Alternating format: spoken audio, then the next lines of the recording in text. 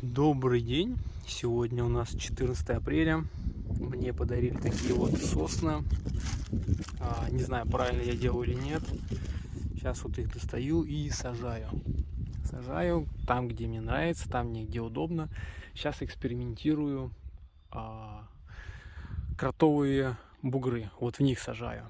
В том году я очень наблюдал и видел, как на этих местах, где кроты копают, семечки были, то вишня, то терн. Я прям это наблюдал в природе и зафиксировал этот момент. И хочу это проверить, насколько это работает.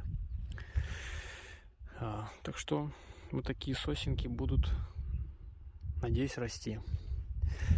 Да, чуть дальше покажу, что стало с кедром, который в том году сажал, что со стратификацией,